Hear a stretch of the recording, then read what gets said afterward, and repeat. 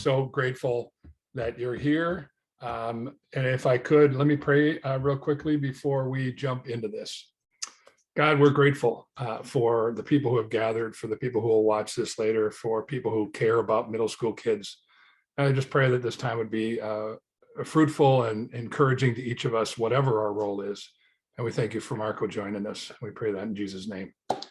Amen. Marco, the ball is yours. Thanks so much, buddy, for joining us. Absolutely. I'm so happy to be here with you all.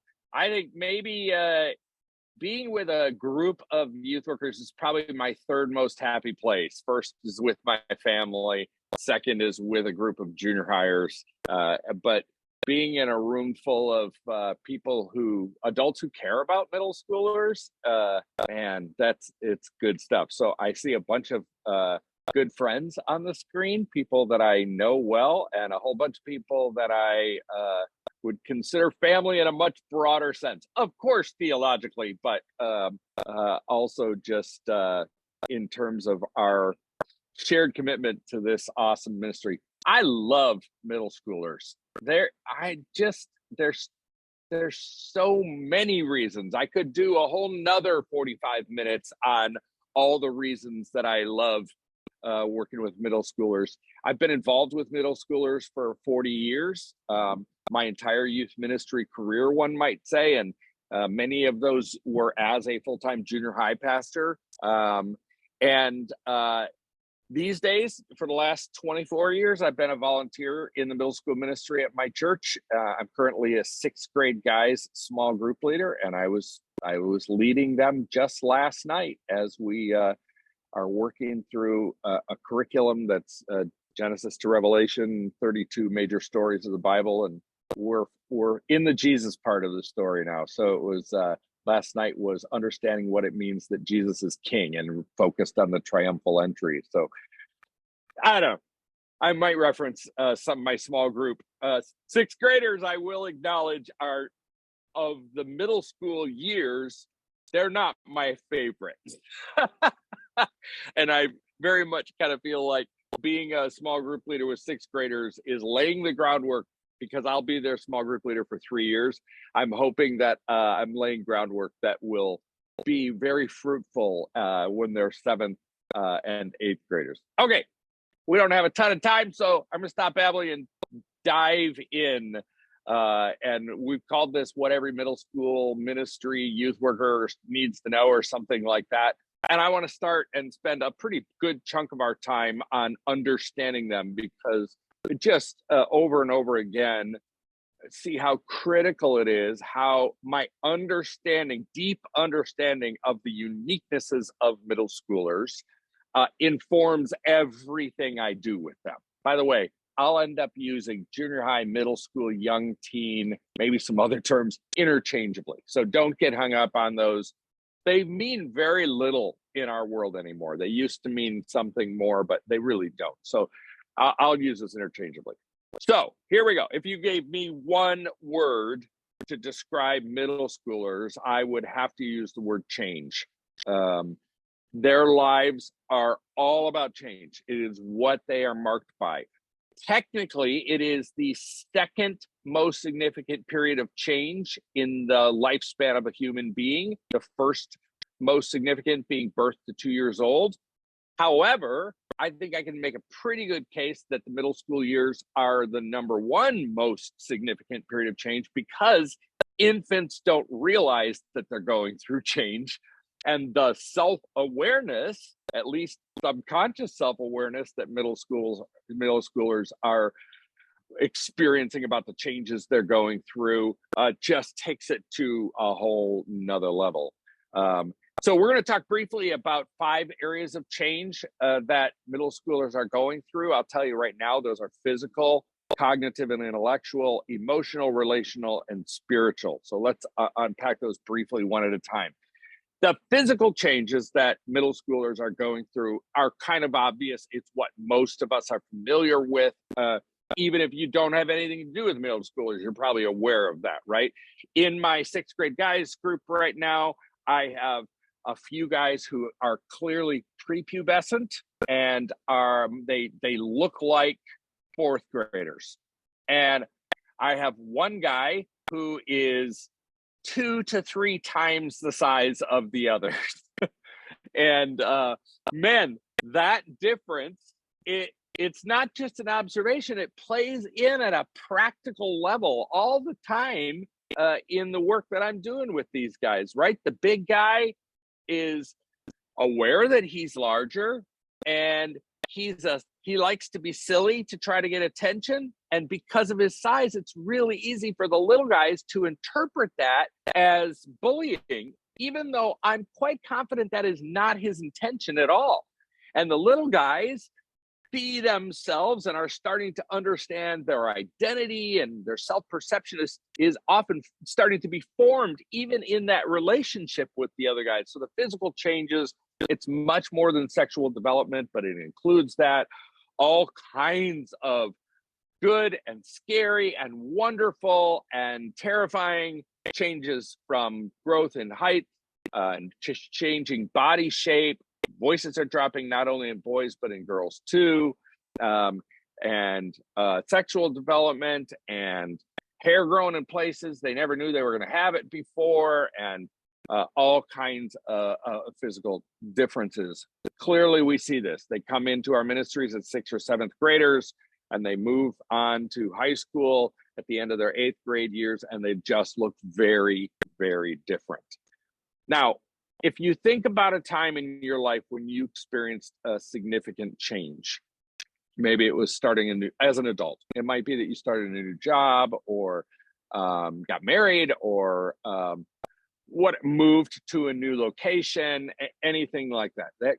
That kind of change for you probably involved a combination of some excitement, some anticipation, as well as maybe some fear or anxiety. Friends, that is the everyday experience of middle schoolers. They know they're experiencing change. They often have some anticipation about becoming older, positive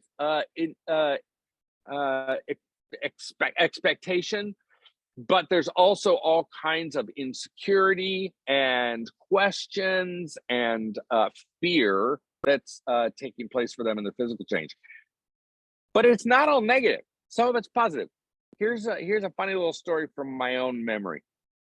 When I was in about 7th grade, I remember quite clearly when I discovered that I was growing dark leg hairs on the bottom half of my legs, below my knees, but not on the top half yet. And I thought that was pretty cool. And I wanted those manly hairs to be all over my legs, not only on the bottom half. Here's what my young teen brain concluded. Because the bottom half of my legs were always covered with those white tube socks that we all wore way back in the day, like basketball players often wear, I concluded, leg hairs must grow best in the dark. And so I went through an entire hot, humid Detroit summer where I grew up wearing jeans instead of shorts, because I thought I was creating some kind of an incubation space for my leg hairs to grow in. And the irony is they did grow in that summer, and I thought I made it happen, and I was really proud of my manly adult leg hairs, right? So it is a weird combination, and the physical changes are often really, really disorienting. There's all kinds of comparisons that start to take place, particularly when we factor in the second area of change, the cognitive or intellectual change that's taking place, and kids start to have the capacity to compare themselves to others and to perceive themselves from someone else's perspective. So let's move there. The second area of change, this cognitive or intellectual change, I think in many ways is the most important one for you and I to understand if we want to be effective with these awesome kids. There's lots more than this, but in a very simplified, summarized version, it's all about the onset of abstract thinking. So abstract thinking is thinking about thinking.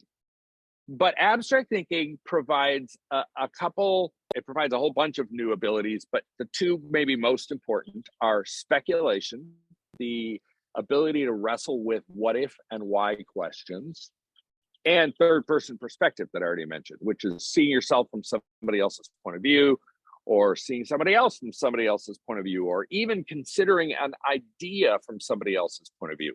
Listen, preteens, which I would describe as roughly 8 to 10 years old, they do not have that cognitive capacity. They are limited to concrete or black and white thinking. You'll find that fifth graders are some of the most concluded people on earth. They think they understand everything about the world and themselves, and they've got it resolved. And then puberty comes in and starts to, my language for this is the abstract thinking starts to Swiss cheese their conclusions.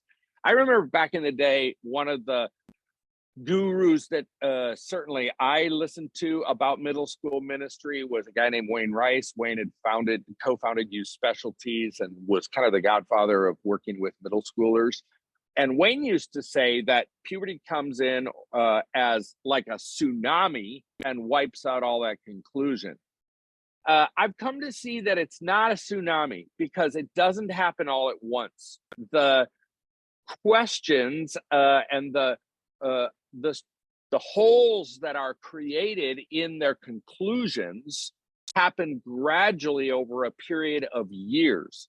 In many ways, you could say this is why we see so many teenagers expressing doubts or raising questions or slowly moving away from a faith that was genuine and real to them when they were younger. And it's all about this questioning that starts to arise as a natural byproduct of the onset of abstract thinking. Now, listen, understanding that factors into everything I do with middle schoolers. And it's just critical that we understand it. However, it's almost like at puberty, God gave them this new muscle that they just didn't have before. But it's never been used before, and it takes years of exercise for them to get good at it. And so middle schoolers have the capacity for abstract thinking, but they're not good at it. And many of them are moving in and out of that. They're experimenting with it, often at a subconscious level, but then they're moving out of it again.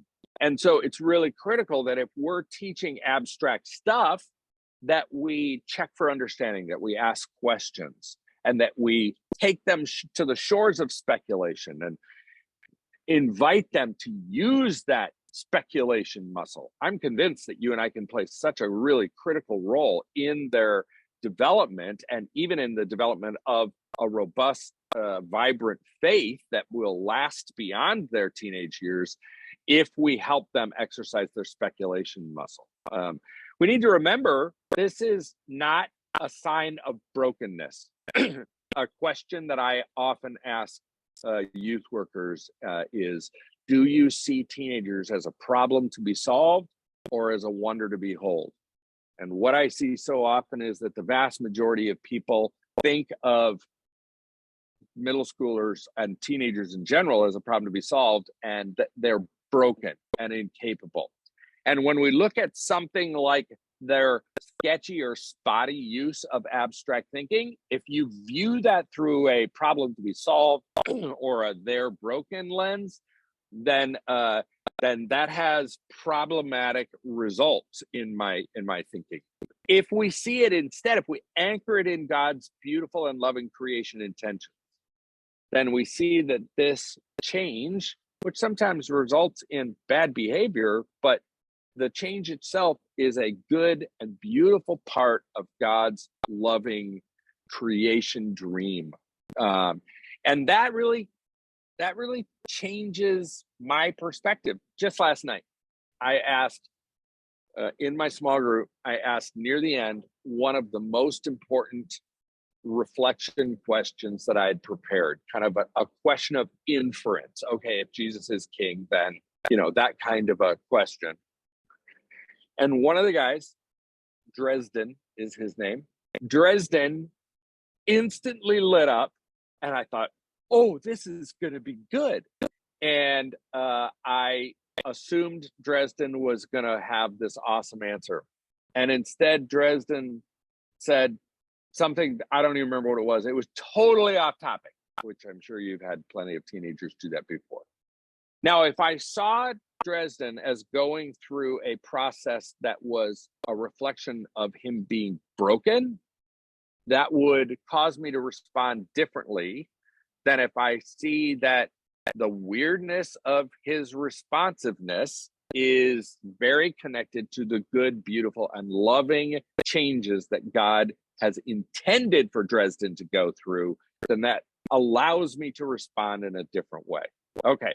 Now, the cognitive and intellectual change, the onset of abstract thinking, is a big deal for lots of reasons, but maybe the biggest is that the other three areas of change, emotional, relational, and spiritual, all are there because of the onset of abstract thinking.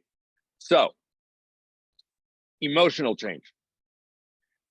Understanding and interpreting emotions is an abstract thinking process. And so younger kids, preteens and younger, are limited in their emotional understanding and even in their palette of emotional experiences by the fact that they don't yet have abstract thinking. Here's kind of a metaphorical way that I think of it. I think of children and up through preteens having a painter's palette of emotional options. And it has the primary colors in black and white, and they're trying to paint their emotional experience with that very limited palette of options. At puberty, God takes that from them and gives them instead a huge painter's palette with 100 colors and a mixing area. And they start to try to experiment with painting their emotional experience with all of these emotions that are new to them or new in their level of depth. And they start to experience with mixing. And just like a beginning painter, they often tend to go too bold or too mixed, too blurred. And so often, and I'm going to make what I would call a generalization, and there are plenty of exceptions on this. I often find that in our culture, for probably a combination of developmental and cultural reasons, girls, middle school girls, often tend to paint their emotional experience with too much brightness, so strong, so bold. And often middle school boys, and there are plenty of girls who would fit in this too, they're experimenting with the mixing, and just like a beginning painter, everything becomes a form of beige. And they're struggling to figure out, what is it I'm feeling? I'm feeling something, but I'm maybe even feeling it fairly intensely, but I'm not sure what words to put to it. I don't know how to explain it to myself. And I've talked to so many parents, you probably have too, who say, my kid's always moping around the house, and I ask him, what are you feeling right now? Why are you so down? And he'll respond with, I don't know. And to our ears, that can feel like obfuscation or, sidestepping or not being honest. But for a middle schooler, that is often the most honest answer they can give to that question, that they just really do not fully understand that feeling or that emotion that they're experiencing. Again, you and I can help them. Not just naming it for them, that's not always all that helpful because we don't really know, but to ask them a series of questions to help them put words to it. So that emotional shift starts to really significantly change lots of their experience in life. The relational change is our next one. Think of this for a second. If you did not have the ability to exercise third person perspective, like if you and I are talking and you have no capacity to read my body language, to perceive the tone in my voice, to interpret how I'm responding to you and how you think I am perceiving you, that would dramatically limit our relationship. And so suddenly young teens have this new capacity that they're not very good at using, but they have this new capacity to perceive themselves from somebody else's perspective. Think of it this way. Let me give you a more concrete example. Put a fourth grade girl in front of a mirror and ask her to describe herself, and she will give you a list of physical traits that she sees about herself, and then she will nuance it with things she's been told about herself from other people.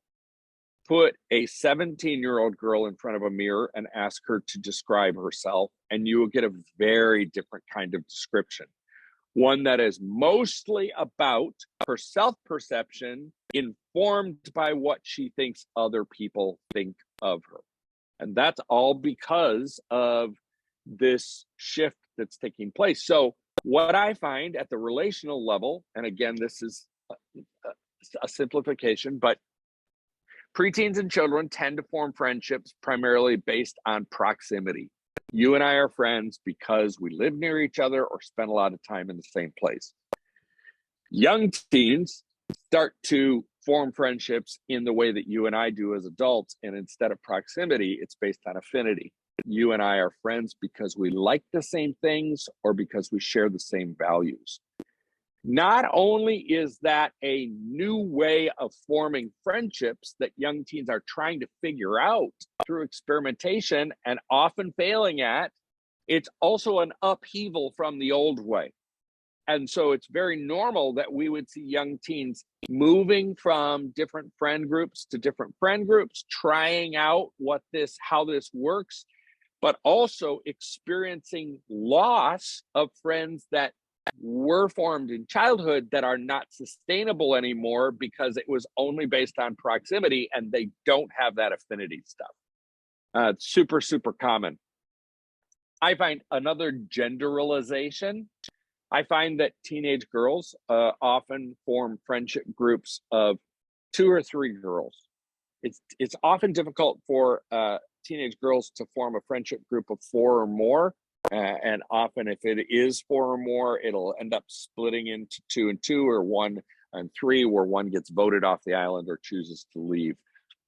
And I would suggest that's because of a good and beautiful thing. Sun came out here in San Diego. I turned my umbrella so I'm not being blasted in the face. It's good to see the sun. We haven't seen it here in about a week. So it's a good and beautiful thing, and here's why. Teenage girls tend, plenty of guys this way too, but teenage girls tend to have a very high expectation. They process the world through verbalization. They form friendships. They understand themselves and others often through the process of verbalization. Teenage girls tend to use 4 times as many words, verbal out loud words, as boys do.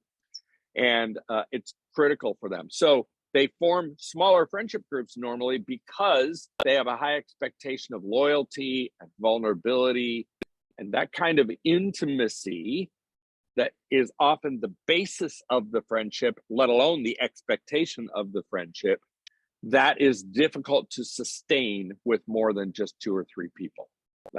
So you've all seen this, right? You're at summer camp and there's a girl sitting in the cabin during free time looking very sad. And then another girl comes into the cabin to grab her hat and she sees the girl in there being sad and she sits down next to her on the bed and says, what's wrong? Can you tell me what's wrong? And the sad girl says, well, I thought I liked Jimmy and I thought Jimmy liked me, but now he's clearly likes somebody else. And in that moment, those 2 girls, because of that sharing of an intimate thing, that vulnerability, now we're BFFs, right? Yes, occasionally there are boys who do that, but let's be honest, that is not the normal experience of most 7th grade boys, right? Instead, with boys, it's we're friends because we lit things on fire together, right? Or maybe something less destructive. We played a video game together, so we're friends, right?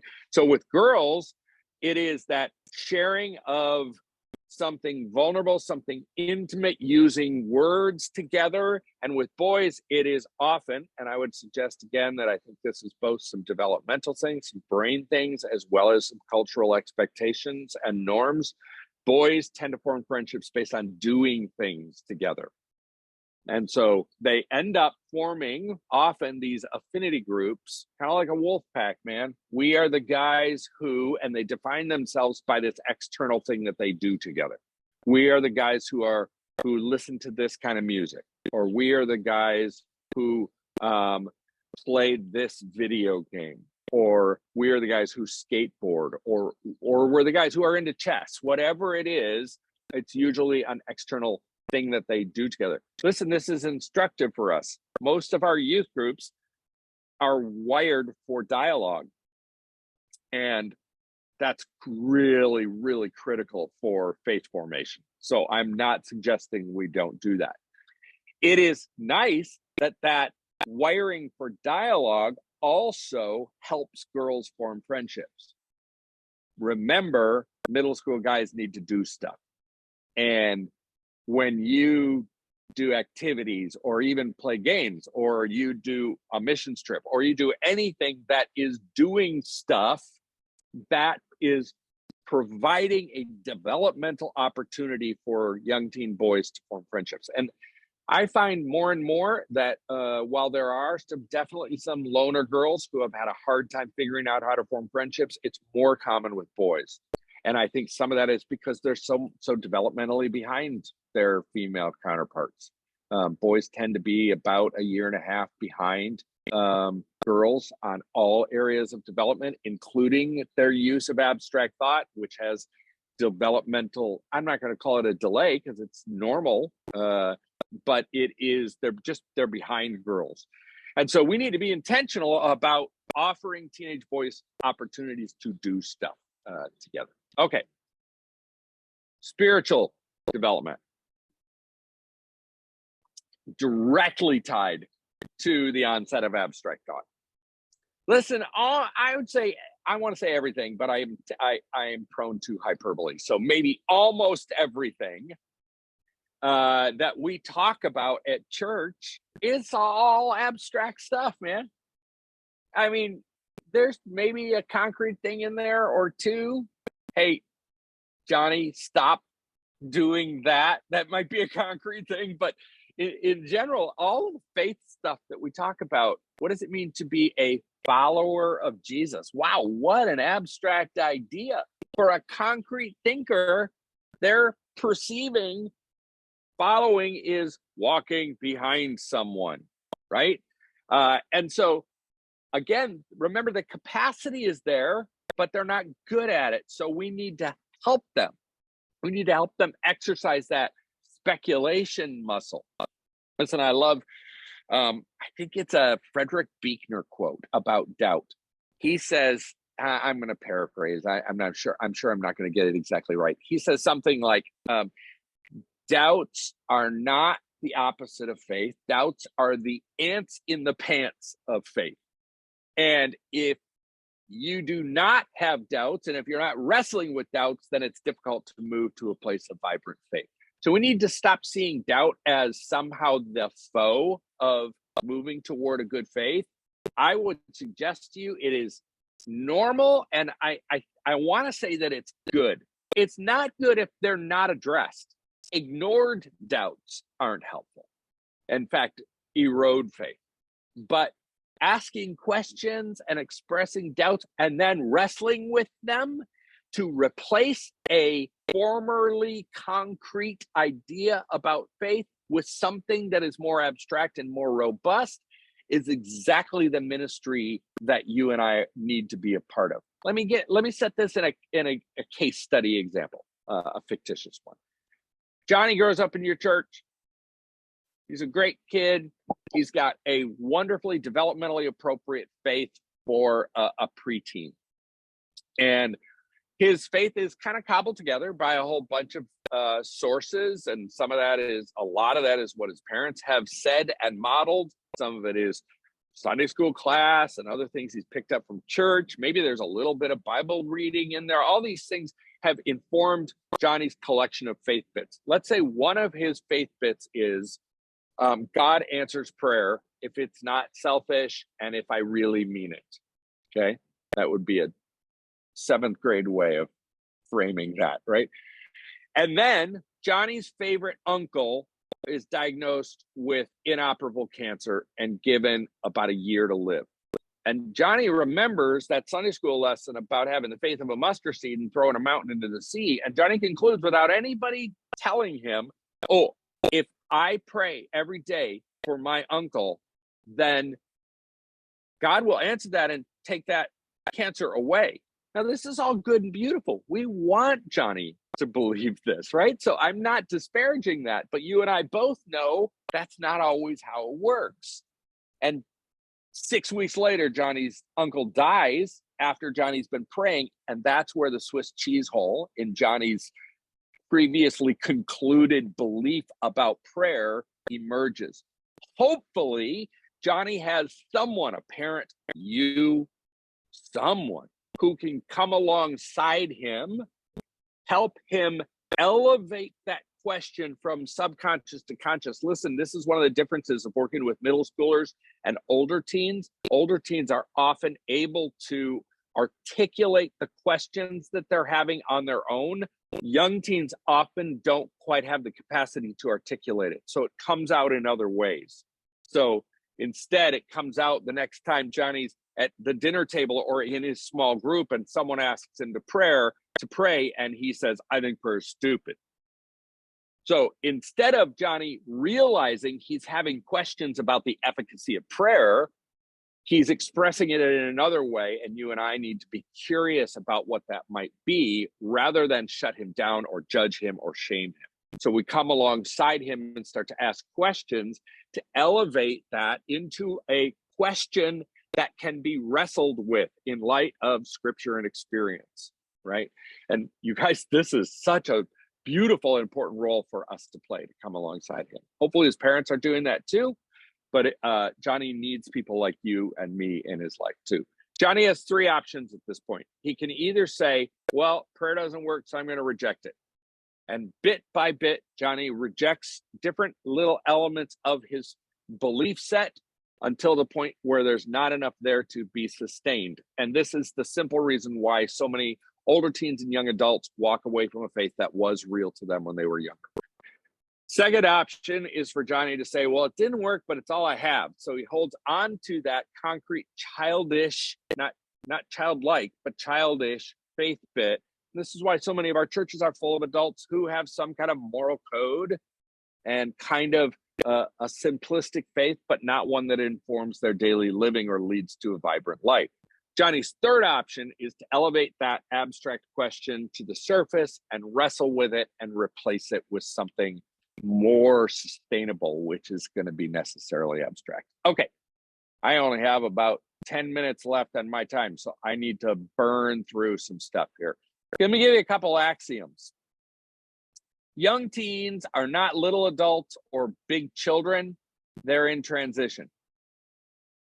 Historically, the world has viewed teenagers, and particularly younger teenagers, as either big children or little adults.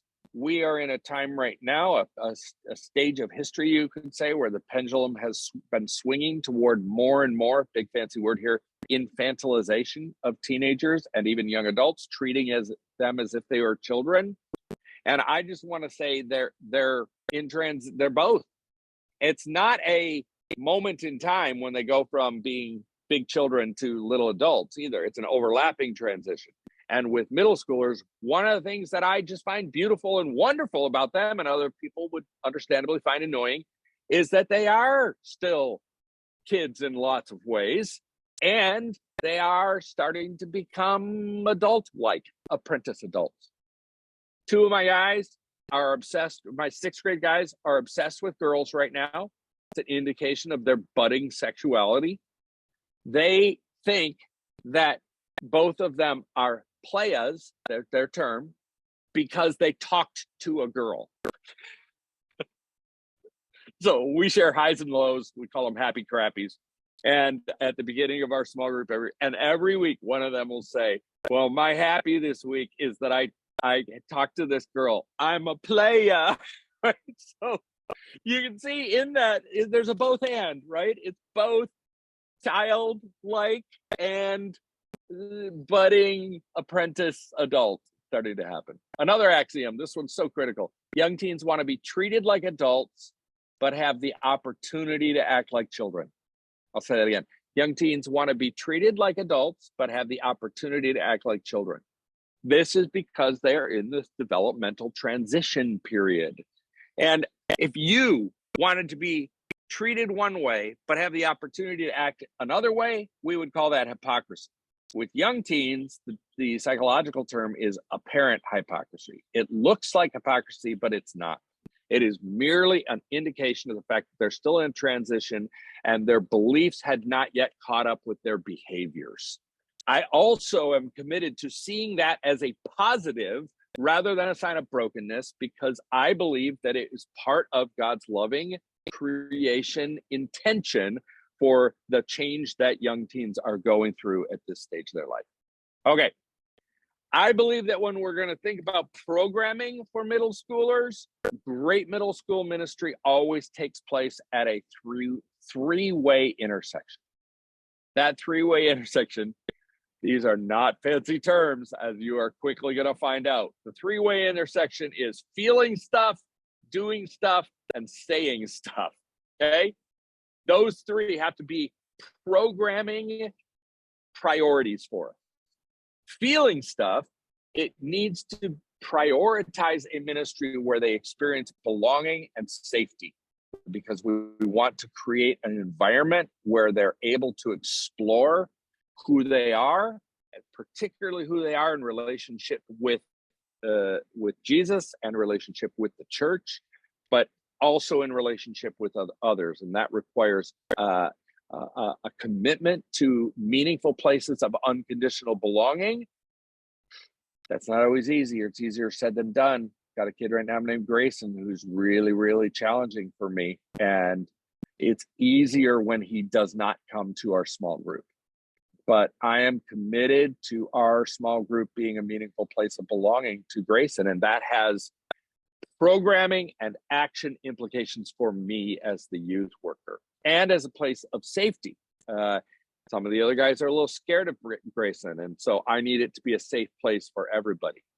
Doing stuff, this is particularly serving, but also the sort of doing stuff that provides shared experience of relationships, of meaning, as well as a sense of agency. Young teens are starting on this path of trying to figure out how their choices matter, how their decisions have implications, and we need to give them opportunities to exercise agency. If our ministries are just about talking at kids, we're really missing the mark.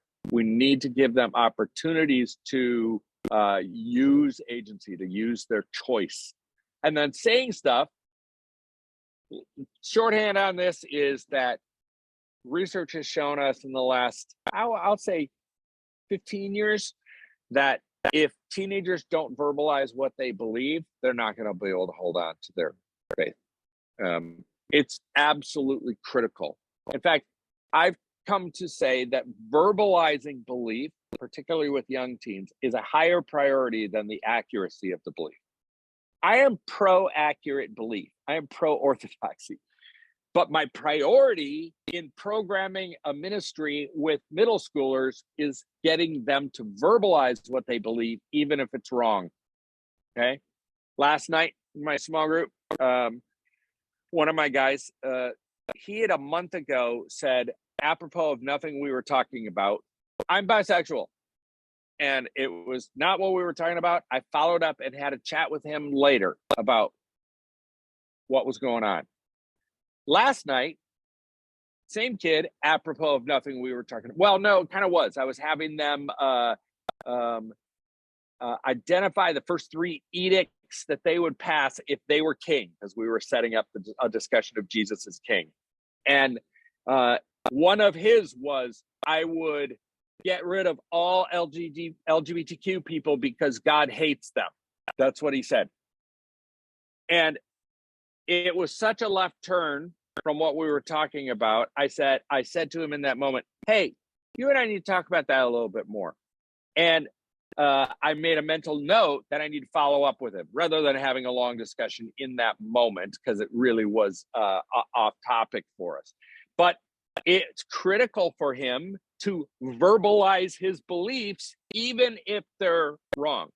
Got it? Okay, last couple minutes. Let's see. I'm just going to share one more thought, and then we'll move to some questions. I had some other stuff, but we don't need to. We've covered a lot of ground here.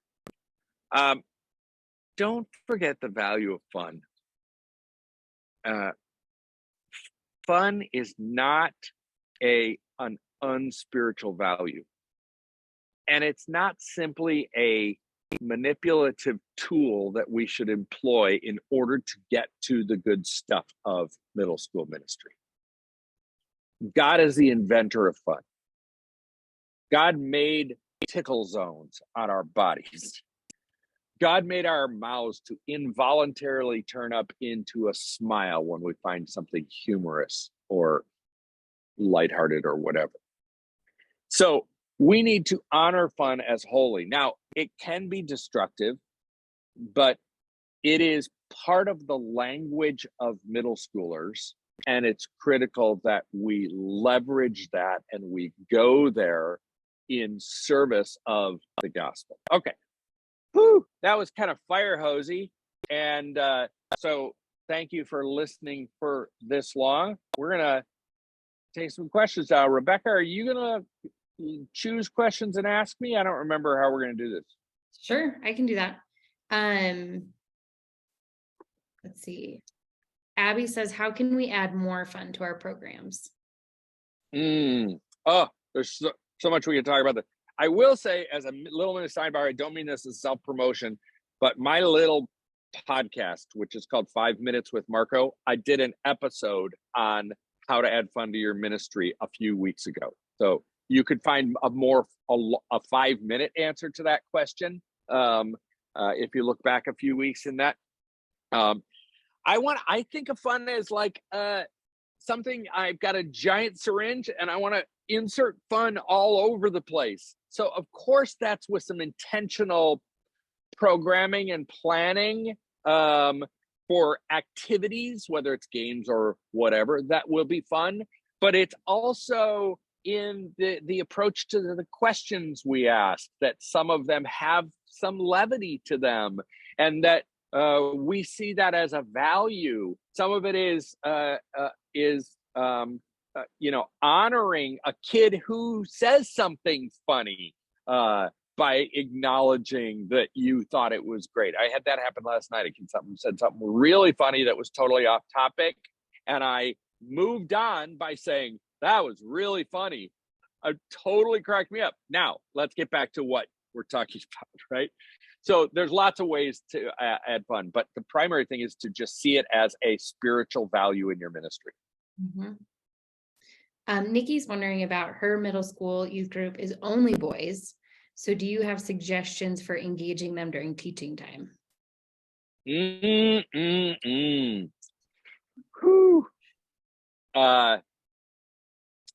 It's all about I'm using hyperbole here. It's all about asking good questions. Really, this is not just a boy thing. It's a general principle, but particularly with boys, I find story. When I tell a story, so I'm loving the curriculum that my youth group is using this year, because we're going through these 32 major stories of the Bible, and some of them the kids are familiar with and others they're not familiar with.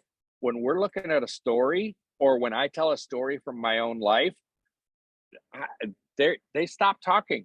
They're engaged. And then both being super intentional ahead of time in planning good questions that will engage their interest, not just content questions that are boring and will cause them to tune out.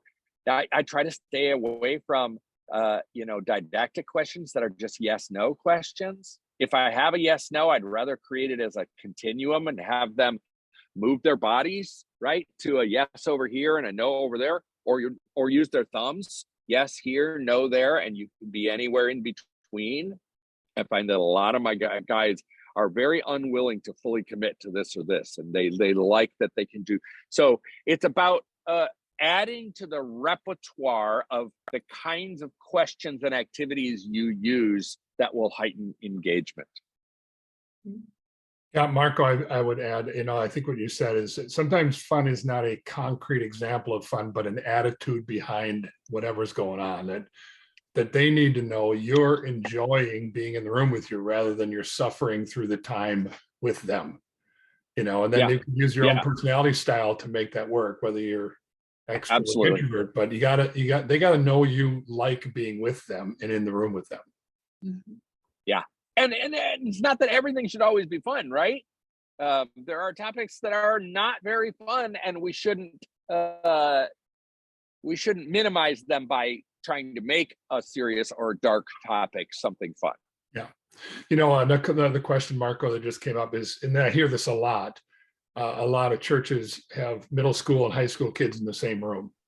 And so, it asked about, what happens to the group where, Sean says 30 students, 20 of middle school, high school kids are, feeling like I'm not getting fed. It isn't deep enough. Middle school kids are loving it. How do you reach both middle school and high school if they happen to be in the same room? Do we always have to separate them? And how does that work in a smaller church where you don't have the logistics? What do you recommend when you've got this room of kids from 6th grade to 12th grade? Yeah. So first, let me just normalize that and say that is by far the dominant experience of youth ministry in America. And having the capacity, maybe even size, to be able to split into separate ministries, which some of you here have that. That's true at my church too. That's not the norm. The norm is a combined group. And let's also acknowledge another truth. That's hard. It is hard to work with both a 6th grader and a 12th grader. When they're combined, I would tend to default at the older edge of the midpoint, because some mildly confused middle schoolers who are often not quite tracking is less of a concern to me than high schoolers who completely check out and stop coming, right? So even though I'm a middle school guy, that would kind of be my default spot. Here's a practical idea. If at all possible, have a whole bunch of stuff combined. That could include a worship time, a primary teaching time, maybe a game, or lots of things. But when it gets to the point where you're going to have dialogue and more sharing, is there any way you could separate into 2 subgroups? Let's call them small groups. Even if that's a middle school group with 3 kids and a high school group with 4 kids. So you and another leader separate for that dialogue and the implication and application. So you might teach on a topic that has a backbone that fits both of them, and then the implication application section would happen in dialogue with separate small groups. And it's fine if those are blended genders, by the way. You don't have to go all the way to trying to think we need to have middle school boys and we have 2 of them, and middle school girls and we have 1 of them. It's fine to have some of those combined too. Great. And I think what you said too about them vocalizing their faith before they really refined it gives permission for that too. That if your middle schooler isn't always tracking, they still have time to keep refining that as they walk with other adults. Absolutely. I think that the kid who last night, a month ago, said I'm bisexual, and then last night said God hates fags, basically, that's what he said, right? I don't think either of those are what he actually believes. He doesn't know what he believes. That expression, that verbalization, is an absolutely critical part of him exploring what he believes. And my job then is to walk alongside him in helping him wrestle with that. Mm-hmm. You talked earlier about the abstract ideas, and that's an example of the processing and how important that cognitive piece is. Someone was just asking, could you give some examples of what teaching in that abstract that middle school kids can relate to? Any examples come to mind? I know it's a big question. Yeah, I'm sure. I mean, it's okay to teach the abstract. We just need to connect it to the concrete. So last night we were talking about Jesus as king. Well, it's all abstract, right? So I just very intentionally planned a whole bunch of things to anchor it off to concrete ideas. So, I started with them drawing, literally, I found a piece of clip art of a crown and put it on a piece of paper at the top of the page. And I had them draw their own faces as a king and decorate the crown with things that were reflective of them. I posted a picture of it on my Facebook and my Instagram. You can see their drawings. Then I had them turn it over and there was a big crown, and I had them write the first 3 edicts they would pass if they were king. I had to explain what an edict was. And that was a total setup, but it was concrete. The setup was the next question: what's the difference between a good king and a bad king? We wanted to move toward the idea that Jesus is a good king. But of course, all of them, and I did this with my own answers too, all of them were about themselves. And we were able to then move from that concrete thing to understanding an abstract idea that good kings are about others and bad kings are just about themselves. They're selfish. So yeah, just make sure that you tie it off to concrete ideas along the way, and that you check for understanding when you're teaching abstract stuff. Yeah. Right. And we have time for one more question. When you hear middle schoolers expressing these in-process beliefs, what do you do with that? Do you question that? Do you ask them more questions? Do you correct them? What do you do in that space? So good. What an important question. What a great last question. Okay, we could do a whole seminar on this, but a couple thoughts. First, this is a question of spiritual discernment, colored by experience for sure. The fact that I've done this for 40 years gives me some experience in knowing how and when to respond.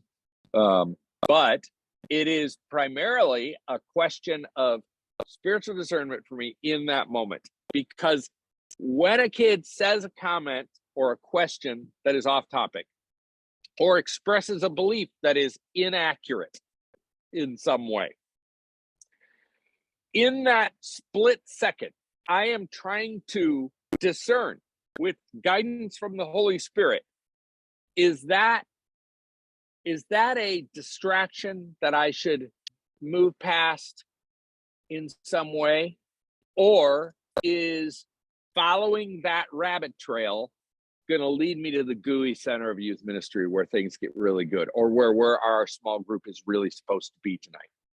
So my best times with my group are when I'm prepared but flexible, and the flexibility is about me following the leading of the Holy Spirit. So that's the answer. It's not a simple answer, and spiritual discernment, especially in a split second like that, is like another muscle that you and I have to learn how to exercise. And again, colored by experience. So I do some of both. So I will acknowledge sometimes I'm corrective. Sometimes a kid will say something that's completely inaccurate. We were kind of reviewing some of the content pieces of the triumphal entry last night, and I was asking them, what happened after the story? Do you remember what happened in the next week? And one of the kids said, "Oh, Jesus cut some guy's ear off." Okay, well, I'm gonna correct that, but not in a shaming way. But in other times, I will either sidestep something and put a pin in it for me to address it with that kid later, and sometimes I will hope that we should go there, even though it feels like a distraction. So it's a combination. I know that's not a very simple answer, but it's the most truthful answer I can give. In your example before, you said too, let's circle back to that later.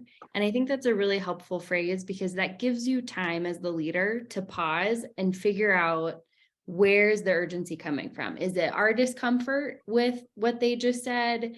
Is there more to the story? Are there good questions? Yes. Gives us some processing time, which is really, really helpful. Yeah. Yep. Well, Marco, I'd love if you want to share a little bit about the Youth Cartel and what you have going on to serve youth workers. Thanks. Yeah.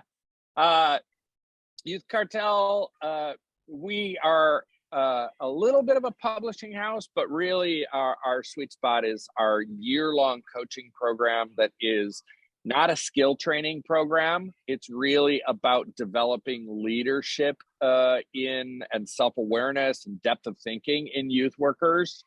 And we've had 700 people go through this now, and we have cohorts all over the country that meet.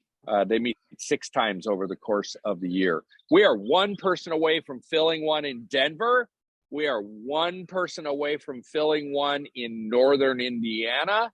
And then we've got one filling in the Dakotas and one filling in central Pennsylvania and a couple other places. All that information is on our website. You're welcome to reach out to me for more info. But man, if you're within driving distance of Denver or Northern Indiana, come on and join us for a year. Thank you. We want to let you know too that we have coaching. It's a different style of coaching. We have a network of coaches across the country that connect one-on-one with leaders and really help with a lot of the practical working through your unique context and walking with you. Thanks to our partners, we're able to offer a lot of free coaching, which serves a lot of those of you who are in smaller or under-resourced churches. I love what Marco does, and I love that we get to partner together to see more great people going in and serving these incredible students. Thank you so much for being here, Marco. Thank you so much for those insights. I took furious notes, and I'm excited to see how all of us can put these into play to better communicate with these middle schoolers who are at such a crucial stage and both beautiful and frustrating at times. And so I thank you for the tools to walk better with them in this season.